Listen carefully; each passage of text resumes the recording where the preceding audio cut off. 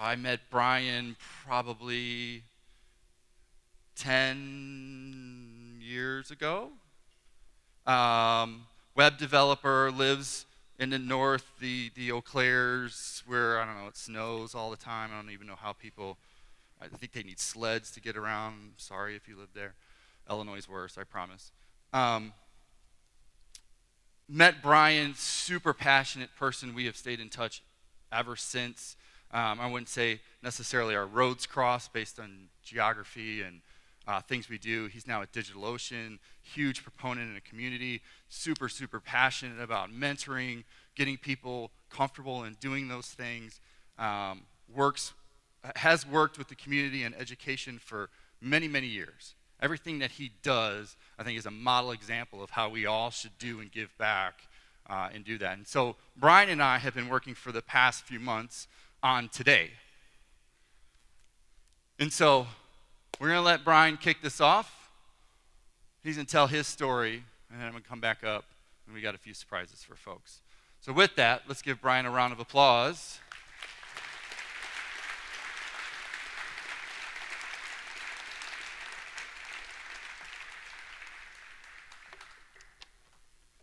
I got him warmed up, and, you know, yeah, I guess we're over time. I'm sorry. That's all right. We'll be perfectly fine. Everybody's comfortable, right?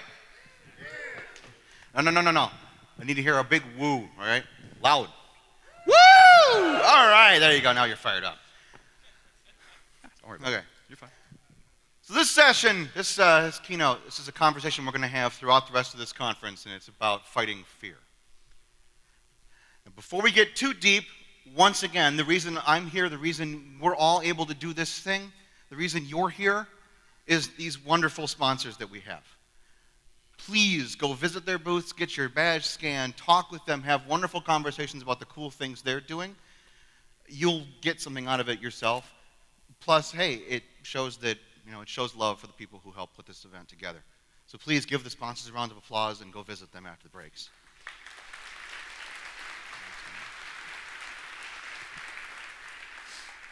All right, let's get started. We have a great job, right? I mean, we have the most amazing, interesting job. We get to create something from nothing.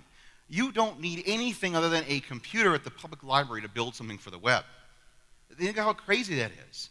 Think of all the opportunities that are available to us. We get to solve people's problems with code in air-conditioned rooms, right? Most of the time. I hope that's the case. But along with that, there's a little bit of this nagging doubt and this nagging fear in the back of our minds, right? There's a new framework.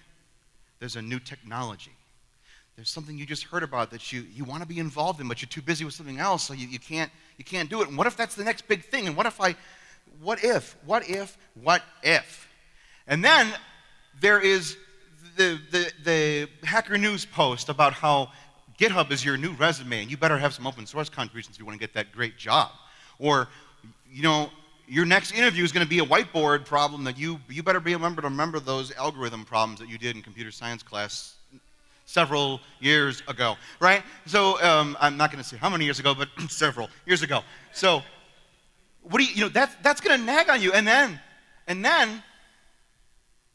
on top of all those things, what if you just don't fit in to what a computer scientist or software engineer is? What if there's that nagging doubt? I'm Brian Hogan. I'm a writer. I'm a programmer. I'm a musician. And I've spent a lot of time teaching people how to code. And I've learned a lot about fear and how fear gets in our way when it comes to learning new things. How it sets up roadblocks for us, how it changes our personalities and makes us disagreeable, terrible people sometimes. But this is not about me, this is about us and what we can do together to combat fear. And I want to start off by talking about the what ifs, the big what ifs for us. What are the big what ifs for us? Well, this first what if. What if I don't know something I'm supposed to know? I'm supposed to know this thing, and everyone says, yeah, I'm working on React. And you shake your hand and go, oh, yeah, I know what React is. I know all about React. Yes, that's a thing I know. because you feel you're supposed to know it. And you don't want to look silly in front of a bunch of people that are your peers, so maybe you play along. And, oh God, what if somebody finds out I don't know this thing? What if they find out I don't know? What if I become out of date and unemployable? Because the thing I've been working on for my company now gets acquired. And the thing that I'm working on is redundant now because they're going to bring in their own thing. And now I have to go out on the job market. And, my 10 years of Java and Spring Framework, they're just not as marketable. All these people are getting React jobs now. And I don't really know much about that.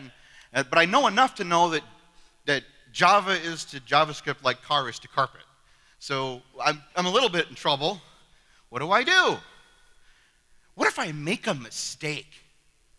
What if I delete a bunch of records in the production database? What if I cost the company a bunch of money? How are they going to react? Are they going to be supportive? Or are they going to fire me?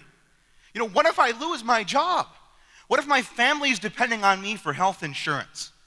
Maybe I'm the sole breadwinner in our family because my wife has decided to stay home with the kids. Now I have to make sure that we're taken care of. How do I do this? What if the company gets acquired and they decide my whole job is redundant? What if we run out of runway and our company folds? What if I'm seen to be the person who's responsible for all of that? What if I miss out on an opportunity? I am busy working on old technology, keeping things running, doing that important work that we sometimes don't give enough credit to, that important work of keeping things going. What if, while I'm doing that, the company goes in a different direction? Companies face this all the time. They're busy focusing on one market, and all of a sudden they get blindsided by another. That tunnel vision. What if I miss out? Finally, what if I'm treated differently than other people? What if I'm treated differently because of my gender, my religion? What if I'm treated differently because of my nationality? On top of all the other things that I've mentioned, there are people who have to deal with that on a constant basis too. There are a lot of what ifs, a lot of things that drive fear in our industry. And it's easy to brush them off, but I want to think about the cost of fear. You probably already have some ideas of what the cost of fear is for us, but it's more than mental, it's more than physical. First of all, if you're afraid, you can't make the right choices. You can't make decisions. You become paralyzed. You've all heard of analysis paralysis. There's so many choices, things are so overwhelming. Now imagine that you're afraid to make the wrong move. Imagine that you're afraid the decision you make could cost the company money and could cost you your job. And it's easy to joke about these kinds of things sometimes, but there are people who are working on pretty important things. If somebody enters the wrong data into a decision algorithm, your health insurance premium will get declined. The tablet that the doctor and nurses are looking at, that was written by programmers who aren't doctors or nurses or have no idea about medicine. I hated my accounting classes when I was in college, but the first job, because the world hates me, the first job I had was working on an accounting system. But if you're afraid to make a decision, you're not going to be able to make a decision. And that can become incredibly costly. If you're afraid to make decisions, if you're afraid to make that move, some people are going to just kick the can down the road. They'll procrastinate it. I'll do it later. That's future Brian's problem. Yeah, well, I can't count the number of times I've said, damn you, past Brian. Can't count, lost track. But you think about the procrastination, right? You put it off because you're afraid of making the choice, you're afraid of making the decision, you're afraid. Well, now the deadline's coming up. The deadline didn't move, and now you're afraid you're going to miss that. It's sort of like a self-fulfilling prophecy with this. So what do? Do you do your best work? I don't think you do. Because if you couldn't make a decision in the first place, what makes you think you're going to be able to make that decision correctly 12 hours before the deadline? The other thing that can happen is irrational feelings. Paranoia. Worst of all, anger. It was too cliche. I was going to have the Yoda slide about fear leading to hate and hate leading to anger. But there's a little bit of truth to that. If you're afraid, if you're fearful of a situation, You might lash out with those feelings towards people. It starts out with just being, maybe a little stuck in your ways. You've been working on technology XYZ for a while, and all of a sudden the company's looking at bringing some new people in to work on a new technology ABC, whatever that is. And you're like, why would we do that? The outward appearance. That's stupid. Why would we do that? What we have works just fine. And then you think back to yourself years ago, wondering, how come that guy is all like stuck in his ways? Why wouldn't he want to get with the program, man? Use the right tool for the job, blah, blah, blah. But that person who's saying, why do we need that? Is it always pragmatic, or is it fear? That they're not with the technology. They don't understand what's happening. They don't understand what's going on. They're not up to date. And that fear then rolls over into anger when they're not getting the recognition that they need, or they're not getting on the project that they want to get on, and they start lashing out. One of the things that fear does to us is it takes the blood away from our brains and puts it in our arms and our legs and our cardiovascular system so we can fight or we can run. And that means we don't make the right choices. When we're angry, we don't make the right choices. When we're afraid, we don't make the right choices. Our judgment is clouded. And unfortunately, with the anger, when we finally do decide to make a decision, it might be a bad choice. It might be bad behavior. Lash out at our coworkers. We become that poisonous person in the meetings who's always shooting things down, or maybe we even go home and take it out on our kids and yell at them because we don't have time, we're too busy.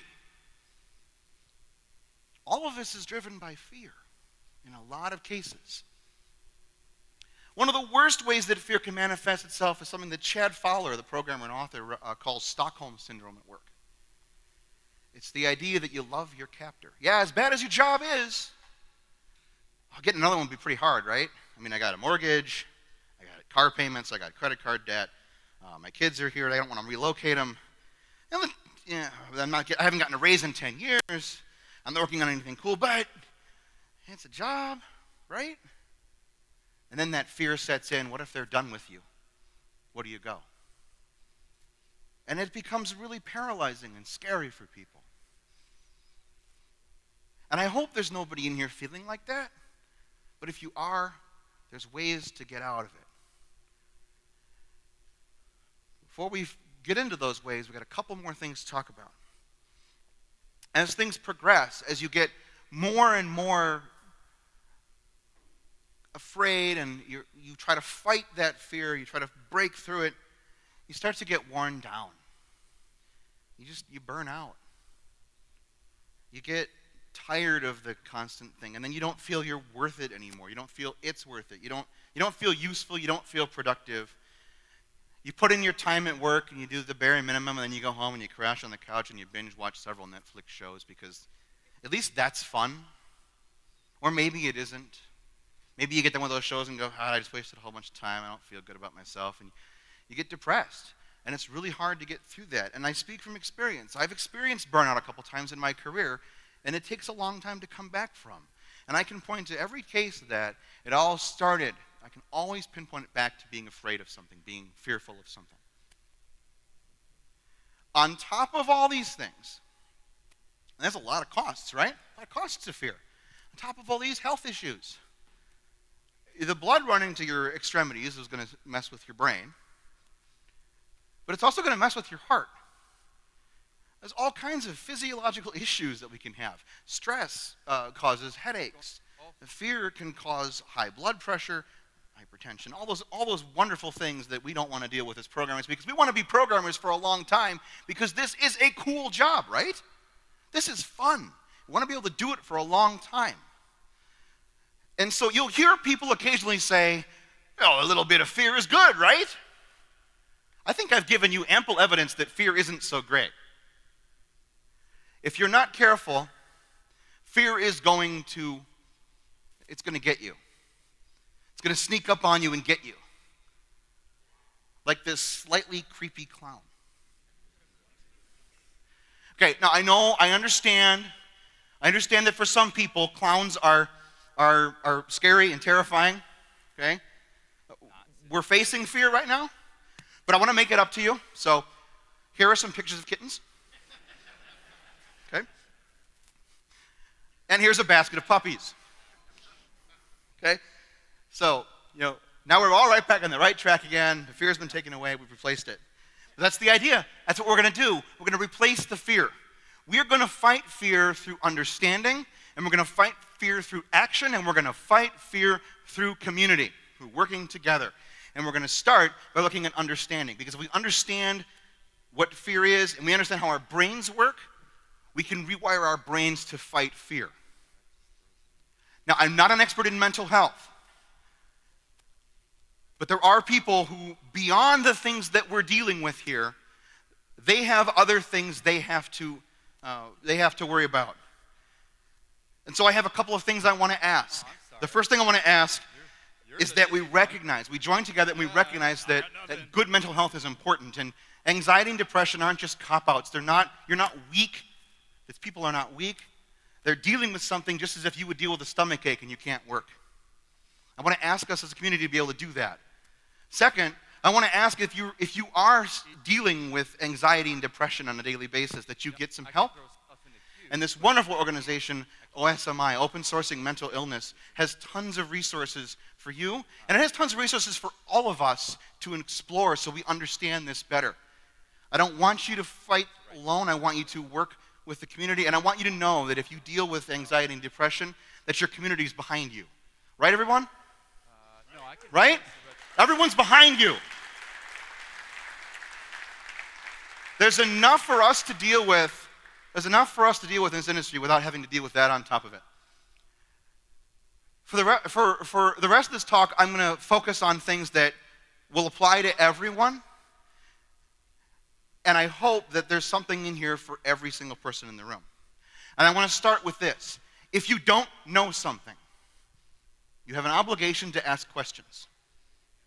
So if someone talks about a technology today at the conference or tomorrow or any time this week, if you don't know what it is, don't pretend that you do. Ask.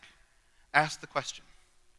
We learn through understanding. We learn by asking questions. If you're in a group meeting and someone says, we're going to do X, Y, and Z, and you don't know why, ask the question. Not just for yourself. You think that you're going to be thought of as, oh, this person isn't paying attention. This person doesn't know what's going on. This person's out of the loop. I guarantee you there's at least 2 other people in that room who have the same question that you have.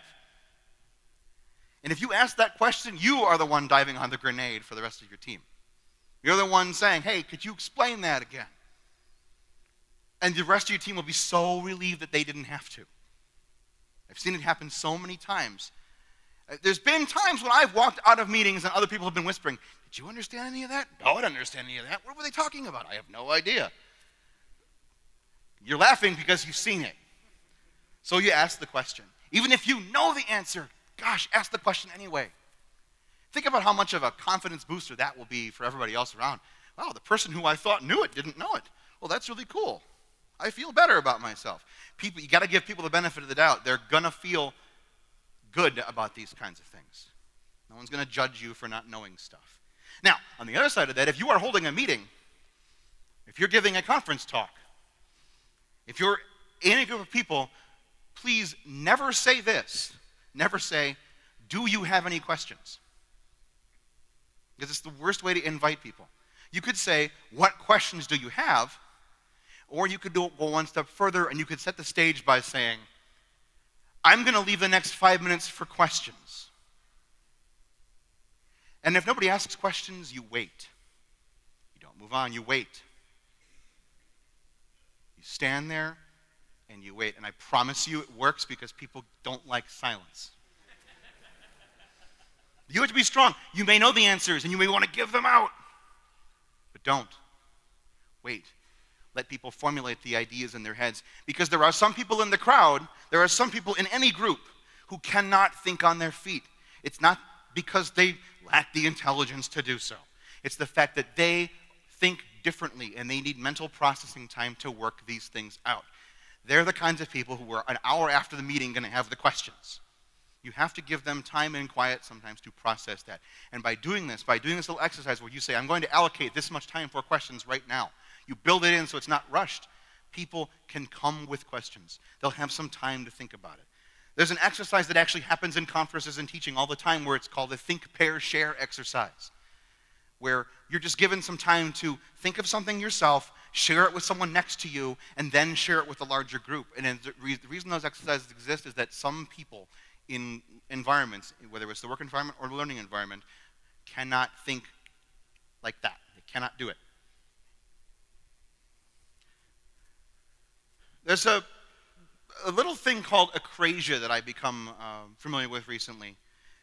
You know, there are people who procrastinate, chronic procrastinators. I may or may not be one of them. Cannot confirm or deny. But acrasia is this idea, it's a concept that we work against our own best interests. It's a problem with our will, and not everyone has this, not everyone deals with acrasia. I think everyone does to a certain degree, but what it really is that you envision the future you. Maybe you're a student and you're going for a degree, and you envision yourself walking across the stage. You see yourself getting that diploma, and you see yourself getting that great, awesome job. Maybe you see yourself getting that promotion. Maybe you see yourself on a stage at a conference giving a keynote. And you see that perfect vision. Unfortunately, your brain is wired for instant gratification. I mean, there might be a lion behind you that's trying to eat you. And so evolutionary-wise, we've decided that it's more important to focus on the right now than the maybe later. And so your brain will get in your way. It'll say, you know, Game of Thrones is on. I can put the keynote off for a little bit longer. So what do we do? This is something that if we understand that this is an issue, if we understand that acrasia is an issue that we face, that we see the perfect future and we get in our own way, then we can start thinking about, well, what are the ways we can avoid that? And we stop feeling so bad about ourselves. We stop feeling so bad, like, oh man, I'm just lazy. Why can't I get anything done? Well, the reason you can't get anything done, and it's this. And so it turns out the solution is called a commitment device. A commitment device. You know, Clark actually mentioned a great commitment device. He said that they would hold each other accountable by weighing in every day. That's kind of what a commitment device is. It's something that holds you accountable for your current actions. Maybe a swear jar if you're trying to quit swearing.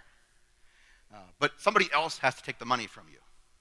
It might be a workout partner. One of the most amazing commitment device stories you'll ever find is from the author Victor Hugo when he was writing The Hunchback of Notre Dame. He was given a sum of money, he was given an advance to write the book, and what did he do? He threw lavish parties. I've got this huge contract, let's celebrate, woo! And he kept procrastinating on actually writing the book. It didn't take very long for the publisher to say, hey, we need you to do something, we need you to deliver this book. And they finally got mad and said, you give us this book in 6 months or you give us the money back. And so he locked himself in his house and he got rid of all of his clothes. Can't have anybody over if you're naked. Well, you can, but they're not going to want to come over. You can't go outside because you don't have any clothes. So he locked himself in his house, got rid of all of his clothes, and ended up finishing the book. That's a commitment device.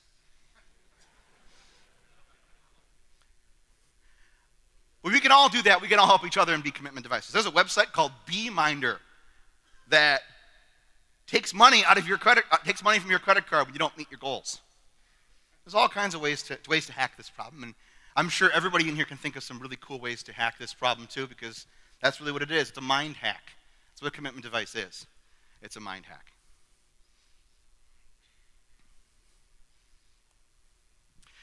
Another thing that we can do is understand how we learn. Learning can be a terrifying process, and we have to do it as software developers in order to stay current. There's always something new coming out. I'm excited to find out what the new framework will be tomorrow morning. There will be one, you can guarantee it. I'm excited to find out. I like learning, but I know that not everybody does like learning, and I used to hate it. The idea of sitting in a classroom used to frustrate me. The idea of sitting still for that long used to frustrate me because I'm not getting this fast enough. I need to get this faster. I need to get this faster. And then I understood how we learn. And there's a model for it called the Dreyfus model of skill acquisition. It's how we progress through any set of skills. If you want to learn how to do woodworking, if you want to bake, if you want to program, when you acquire a new skill, you'll go through these stages. And the first stage you'll start at is the novice stage. This is where you read books and follow recipes. I'm going to use baking as an example here. You have never made a cake before. So your first inclination is you're going to get a cookbook, and you're going to follow that recipe exactly. Exactly. You're going to measure everything because you want it to work. That's what a novice does. They follow directions. They follow tutorials. And it's incredibly important for these newcomers that what you're providing for them is accurate so that they don't run into any stumbling blocks along the way. And you can't be wishy-washy. You can't say, well, if we're doing React, we could use TypeScript, but we could also use that. No. Don't. Pick a way that works, target it at the beginner, let them be successful. By doing that over and over again, they'll progress to the next stage, which is the advanced beginner stage. And the advanced beginner stage is this wonderful place where you start breaking out of the recipes a little bit. Maybe you know enough now about React to go look at the API documentation and figure out how things work. You can start piecing things together. And that's a pretty powerful stage. If you're lucky, you get to immerse yourself farther and become somebody who is competent. And a person who's competent is able to start synthesizing multiple sources together. They can synthesize many different ideas. They know who the people are who know things about stuff. They're connected, yet they're still connected to the novices in a way that they still remember what it's like to be new. Occasionally, people at the competent stage they'll write books, or they will put libraries together for other people to use. Beyond that stage, if you are able to immerse yourself farther, you can progress to the proficient stage. Somebody who's proficient in a technology, for example, they're writing the frameworks. They're writing the deep, high conceptual tools that we're using on a daily basis. They're deeply immersed in these technologies, and they're able to put it to work. But look how much farther away they are from the novices. They're starting to lose a little bit of touch with the novices. Finally, the experts. And let me tell you, they're rare. It's way less than 1% in any discipline, according to the Dreyfus model. Way less than 1% of the people in an area are experts. An expert is the country doctor who can smell your breath and tell you have strep throat. They don't need a culture, they just look at you. They work through intuition, which means they make pretty horrible teachers. If you've ever been taught by someone who's an expert, they can't tell you how anything works, they know it works. And it's not their fault, they're just so deeply immersed in it. They are the experts. You have to separate the experts from the pseudo-experts. You've all heard of Imposter Syndrome and Dunning-Kruger, right? A lot of people like to bring these things out. And I'm going to bring them out too. It's a little cliche, but I'm going to bring it out anyway. If you have something to share with people, don't let imposter syndrome get in the way. It's the feeling that you don't know things well enough, that you're going to be called out, you're going to be caught out of fraud. You don't let that get in your way. Share. Because the other side of that is the Dunning-Kruger effect, which is where you rate yourself higher than you actually are. One of the neatest things about a self-assessment is getting a chance to see how you stack in your self-assessment, how that stacks against the assessments that your peers have given you. And what I've always believed is that symptoms of Dunning-Kruger, I'm so great, I'm awesome at this, those kinds of symptoms are actually symptoms of inexperience. Because when you don't know what you don't know, you think you know a lot of stuff. Imposter syndrome, on the other hand, happens at the beginning when you're starting out, but it also happens as you get more experience because, go look at something like Docker. Go look at that technology and start peeling away the layers and seeing what's actually under the hood. And you realize, oh my gosh, there's so many things I didn't know. I can tell you from my own experience, stepping into the classroom teaching beginning programming for a while, there were so many things I forgot that I knew about programming and had to slow down and realize, wow, if statements are actually complicated if you've never written a program before. But if we keep these things in mind as we're learning about things, we can assure ourselves that it's all part of the learning process. Now remember the Dreyfus model? I said the Dreyfus model, you have those 5 stages. You have the novice, the advanced beginner, the proficient, the expert. Where do you think most programmers end up on that scale? It's the second stage. They only make it to the advanced beginner stage. And the reason is because the job changes, or you have to go somewhere else and learn something new. We never get a chance to get that deep. So we got to cut ourselves some slack when we don't know all the stuff we think we're supposed to know. It's okay for us to not know everything. That's why we work with other people. That's why we work in teams, so we can play off of each other's strengths. We don't have to know everything, and we don't have to pretend we know everything. We can work together in our teams and accomplish pretty amazing things. Now, in order to accomplish those amazing things, we have to fight fear through action. We have to take action. Going to a conference is awesome. That's the first step. Learning about some new things that you're going to put to use. But sitting through a conference talk, listening, maybe taking some notes, and then going and getting some coffee, talking to some vendors, then going to another conference talk and sitting and listening to someone while taking notes, that's not action. That's not even learning, that's just being told about stuff or hearing about stuff, and that's cool. But if you really want to get rid of the fear about stuff, you build it through confidence. You gain that confidence through deliberate practice.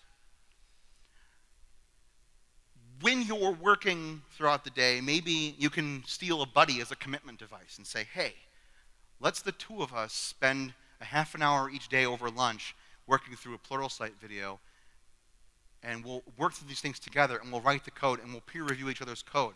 We'll practice, we'll do drills. If you're practicing a musical instrument, for example, if you're practicing, you're going to practice your scales, you're going to practice your technique, and you're going to do that in private. And then when you get up on the big stage to perform, consider that like your job. That's your performance. Your company would really prefer you not practicing on their production code base. But we do that. We do that. We're learning as we go. And that's why we're afraid to make changes to the code base. That's why our code bases are a lot of times a house of cards we're afraid to touch. Because we know. We know because there was a deadline. And it's not our fault. We could push back a little bit. Or we could push back towards our managers and say we need time to practice our skills. Now, our industry loves to give feedback in terms of snarky pull requests. And comments like, oh, that code sucks. Why would you ever do it that way? It's not a good way to work with people. But getting feedback is how you learn. It's one of the most crucial parts of feedback. Has anyone ever written a paper for a college class or even a high school class where you put all this effort and all this work into it, and all you got was a letter grade with no comments? Everybody's probably had that experience at least once, and it's horrible because you don't learn from that. Have you ever had a performance review where they said, everything's great, move on? It's because that person didn't take the time to prepare any feedback for you that was meaningful. They just want you out of their hair so they can get on to the next 100 performance reviews they have to do because they are under deadlines too. But we learn by getting feedback. You can watch all the workout videos you want, but nothing is a substitute for having a personal trainer showing you that your posture is wrong. And the same thing works for your code.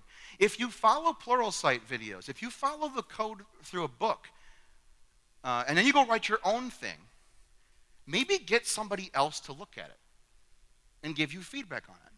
Honest feedback. Not mean, I'm going to try to cut you down and make myself feel good feedback. But honest feedback like, hey, you could do it this way. And if you're giving feedback, please stop saying you're doing it wrong. It's not helpful. What is helpful is, you know what, I might do it this way. And here's why. Just that simple change of phrase as a suggestion. When I give feedback to my peers, it's almost always a question. What if you tried it this way? What if you did this instead? It's that way that the onus is on them to act on it. It's not me telling them to do it. You can provide feedback to other people, and you can solicit feedback on your own stuff. Because if you're afraid of the code review, cut that off early. Get feedback as you go.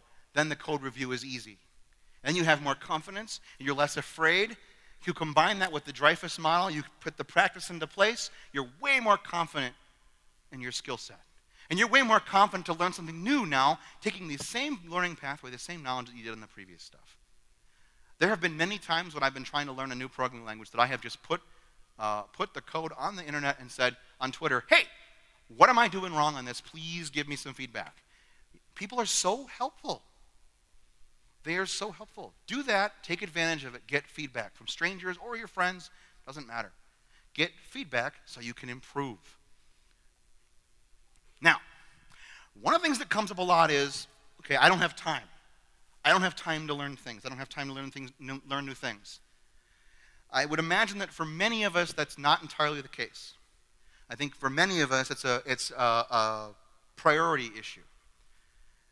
I'm reasonably confident that most people can find a half an hour a day to practice. Maybe you steal time from lunch. Maybe you get up a half an hour earlier. But imagine what happens if you take a half an hour of your day and put it towards some deliberate practice. Not watching a video, but a deliberate practice of some code or some technique. Over the course of a week, you've accumulated 3.5 hours. Over the course of a month, you've accumulated quite a bit more than that. It adds up incrementally. Take a calendar, put it on the wall, X off each day. Try to get some chains going of how many days you've practiced. Treat your job like you treat a musical instrument or any other hobby and invest some time practicing in it. You can probably find that time. I found that by watching one less TV show a day. That's what I did. I'm not saying don't watch TV. I'm not saying don't spend time with your kids. I am absolutely saying get away from that computer and do some hobbies that are fun and rejuvenate yourself. Don't spend all weekend locking yourself in your office learning a new technology. That's missed out time. Instead of spending the whole day Saturday doing it, take a half an hour each day and you'll be much healthier and much happier. Now, with that said, I really don't want to put everybody in the same bucket because there are people who really do not have time. They've got a sick person at home to take care of. They're a single mother or a single father. They've got the kids to pick up. They've got after-school activities for the kids. They've got their church group. They've got all kinds of other obligations pulling them in so many different directions, which causes stress and fear because now they know they can't dedicate things to their job. They can't dedicate the skills they want to the thing that makes them money. And every time someone says, oh, you have time, they go, I don't. And they feel worse about themselves, and they feel they're being judged in an industry that seems to demand your personal time be put towards the professional goals of other people. You will learn on your own so that you can build product for me. How would you feel if you're in that situation? What do you do if you're in this situation? You work with your manager to build a professional development plan. You figure out a way with your manager. You come to them and say, I want to put together a professional development plan that helps me learn these things so that I can put them to use towards this company goal. Your companies all have goals. They all have quarterly goals or yearly goals, whatever. You find out what those are by working with your manager, and you put together a plan. Because once you have that plan, then you can go to conferences that support that plan. You can get books that support that plan. You can get time to support that plan because it's a plan. It's part of what you're working towards. You're not just working to get a paycheck. Any company worth its salt is going to do some sort of professional development. And if they won't, it's time to start looking for ones that will. But I hope that there are some managers in the room that are going to be willing to help get on board with this idea and help people develop their skills on the clock so that they can spend their off-the-clock time doing something with their families. And this is where it comes in that we can work together to solve these problems. For the managers in the room, please work with employees on those professional goals, those professional development plans. Hold one-on-ones. Please don't skip the one-on-one because your calendar is so busy and so packed. If you're a manager and you're skipping one-on-ones with your employees, that's something you should bring up with your manager, with your boss, and say, I've got too much stuff to do. I can't give my employees the care that they need. I can't do it. I need help. Don't be afraid to ask for help. Fight for diversity and inclusion. There are lots of people working in organizations who worry that they're the only person like that in the room. And that creates a lot of stress, a lot of fear that they're going to say the wrong thing. There's a lot of talk about diversity. Let's bring on more women. Let's bring on more marginalized groups. But there's not a lot of talk about inclusion it's best if you're a manager to look at not just who you're hiring, but look at who's leaving. Look who's leaving the company and why are they leaving the company. Those are important things to think about. Are people leaving because they're afraid? Are people leaving because they're not being treated fairly? How are they being treated? Why are they leaving? Understand those things so you can then invest in the employees that are there. To everyone here, not just managers, to everyone here, model the behavior you want to see. That's what I said earlier. Ask a question in a meeting. Even if you know the answer, ask the question. Let other people see how easy it is. If you're walking around the halls at this conference and you see someone standing by themselves, go talk to them.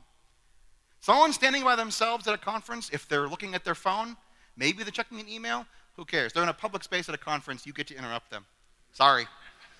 If they want to be left alone to answer their emails, there's plenty of places for that. But they're at a conference, the chances are that they're doing this because they're anxious, they're afraid, they desperately want someone to come up to them and talk because they're afraid to go start that conversation.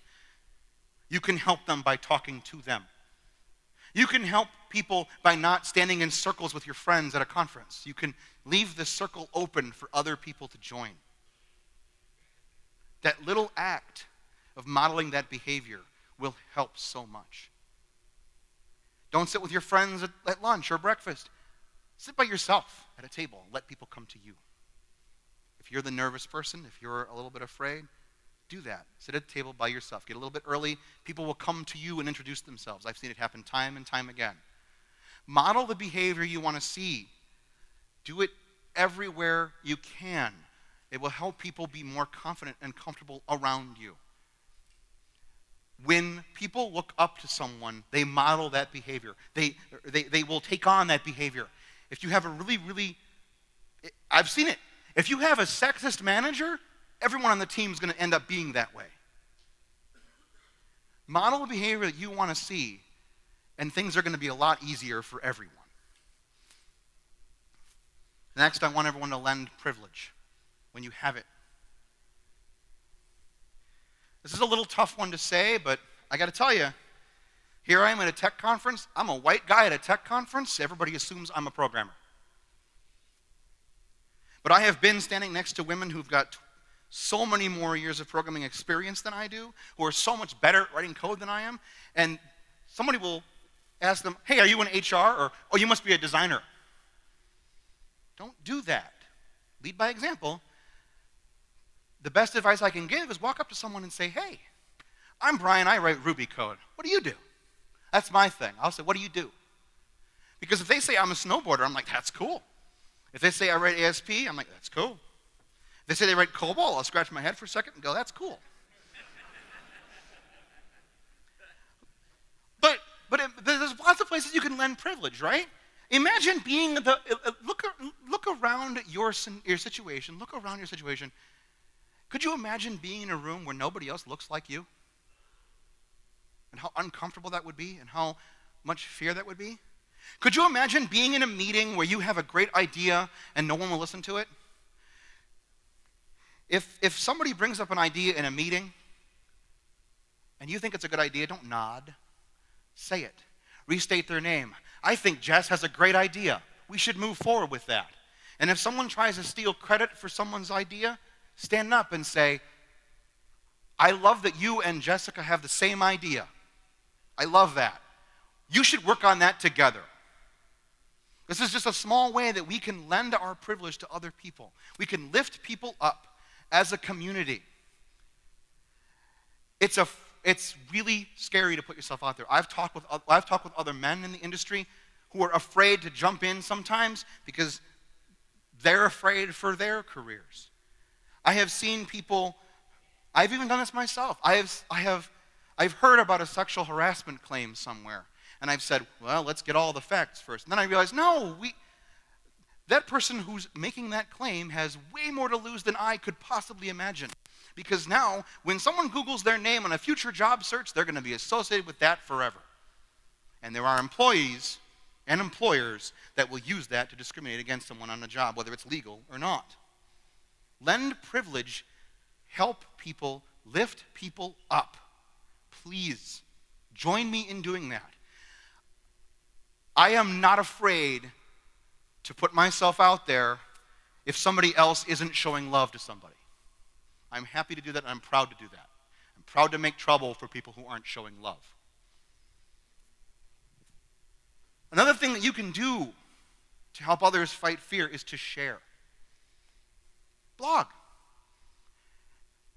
Write something on Medium, write something on your own blog. Talk about what you're learning so that other people can see it as an example. You can be an example to other programmers who are coming up every single day. I can't count the number of things I've learned from other people's websites just by reading what they've wrote.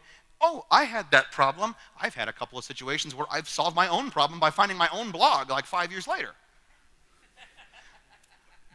Oh, that recognized that. Oh, yeah, that was me. Okay, cool. But you share.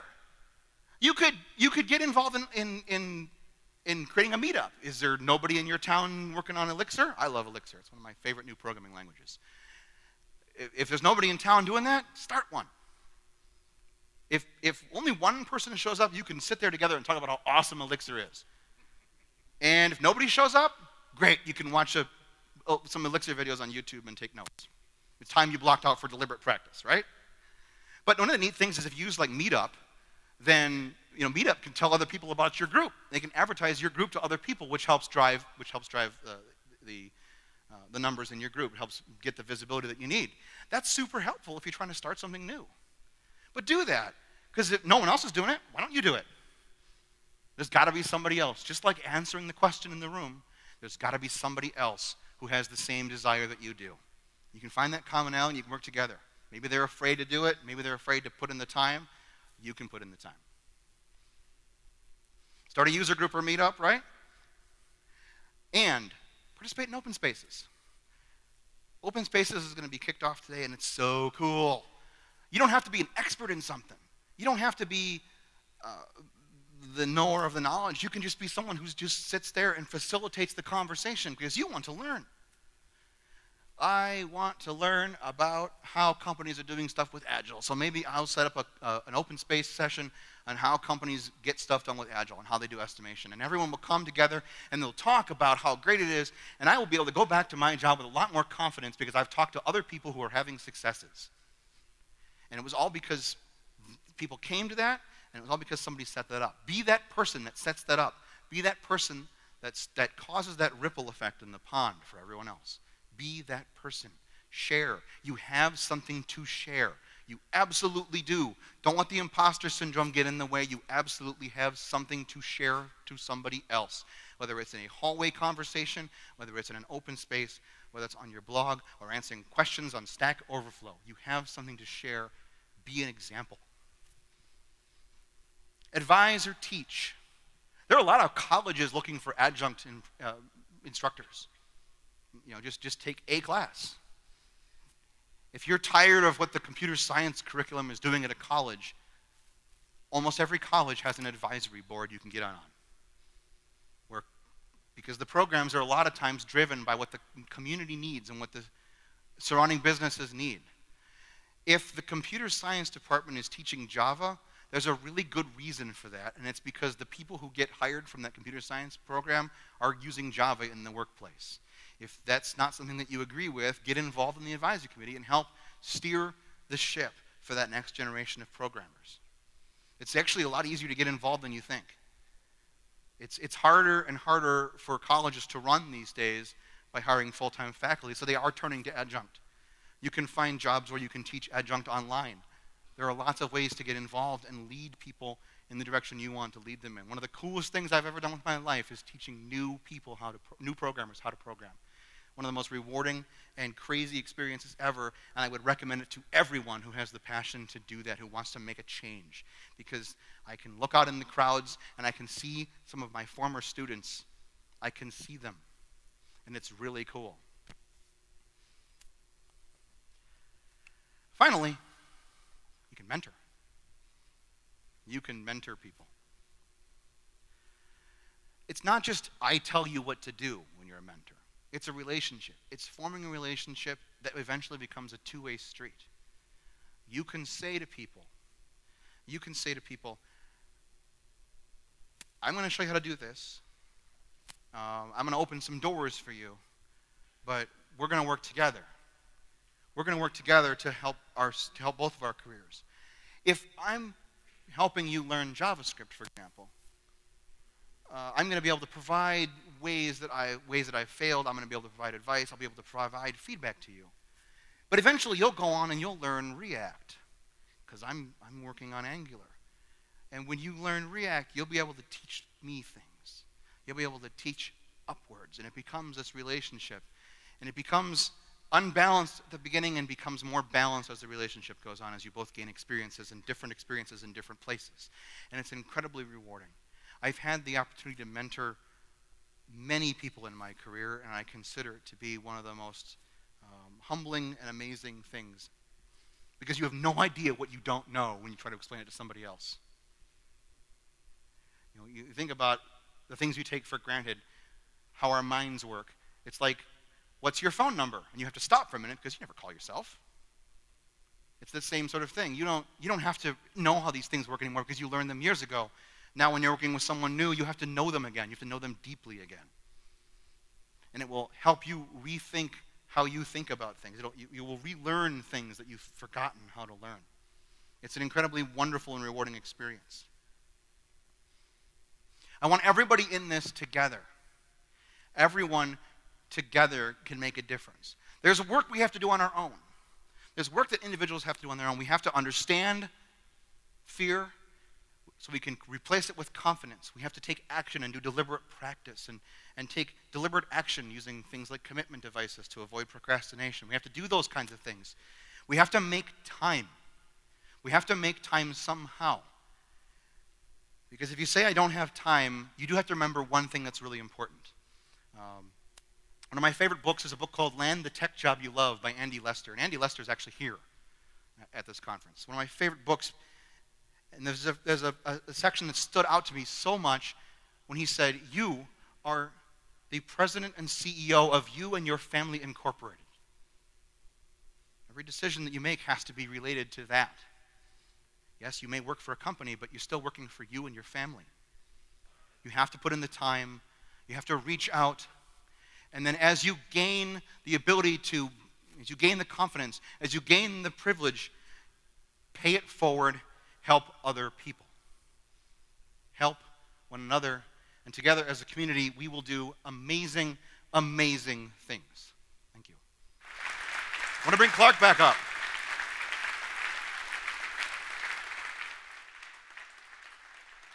Thank you, sir. Thank you.